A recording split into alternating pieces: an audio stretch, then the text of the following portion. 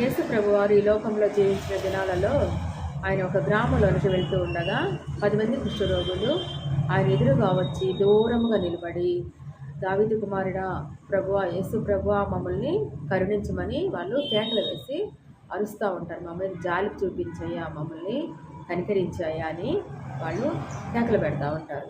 వీళ్ళు దూరంగా ఎందుకు నిలబడాలి అంటే, లేవీకాండం 13:45 నుంచి 46 వచనాలు చూస్తే, లేవీకాండం 13 అధ్యాయం 45-46 వచనాల్లో చూస్తే, కుష్ఠు వ్యాధి సోకిన వారు పాలెం వెలుపల జీవించాలన్నమాట. వారిని ఎవరు తాకకూడదు, వారు పాలెం లోపలికి రాకూడదు. అందుకని వాళ్ళు దూరంగా నిలబడ్డారు.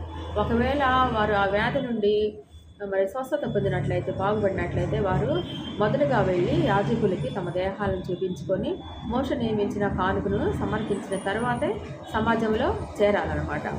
అయితే మన ప్రభువు తన వద్దకు వచ్చే వారిని ఎంత మాత్రము త్రోసివేసే దేవుడు కాదాయన.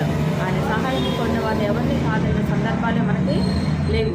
ఆయన వారిని చూచి, మీరు వెళ్ళి మిమ్మల్ని యాజకులకు కనపరుచుకొనుడి అని వారితో చెప్పాను. వారు వెళ్ళుచుండగా వారు శుద్ధులేరి అని లూకాసు వార్త 17:14 రాయబడి ఉంది.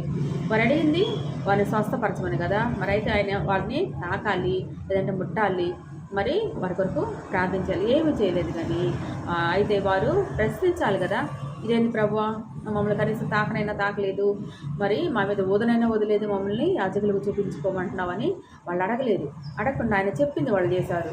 వాళ్ళు 10 మంది కూడా ఆయన చెప్పగానే మరి వాళ్ళు యేసు ప్రభువు మాటలందు పూర్తిగా విశ్వాసం ఉంచి వారు మాట్లాడకుండా యాజకుల దగ్గరికి బయలుదేరి వాళ్ళు యాజకుల దగ్గరికి చేరకముందే మార్గంలోని వాళ్ళు స్వస్థపరచబడ్డారు.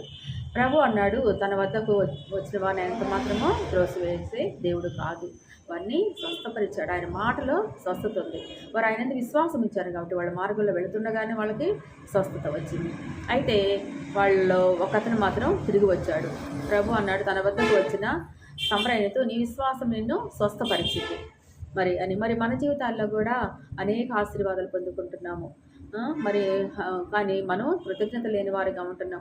మరి కొన్ని విషయాలు మనం ఆశీర్వాదం పొందలేని వారిగా ఉంటున్నాం. ఎందుకంటే మనం పూర్తిగా విశ్వసించలేకపోతున్నాము. ఆయన చెప్పినట్లు చేయట్లేదు. మనం 10 మంది కరుణించమని కోరారు, 10 మంది విశ్వసించారు, 10 మంది బయలుదేరారు, 10 మంది స్వస్థపరచబడ్డారు. కానీ కృతజ్ఞత కలిగి తిరిగి వచ్చింది ఒక్కడే సమరయుడు. మరి కృతజ్ఞత కలిగి తిరిగి వచ్చి ఆయనను ఆరాధించింది ఒక్కడే. మరి 10 మంది స్వస్థపరచబడ్డారు, కానీ కృతజ్ఞత కలిగి తిరిగి వచ్చింది ఒక్కడే. మిగిలిన 9 మంది ప్రవర్తించిన తీరు చాలా బాధాకరం. మరి మన సంగతి ఏమిటి? పాప కుష్టి చేత నిత్య మరణంలోకి తప్ప దేనికి పనికిరాని మనల్ని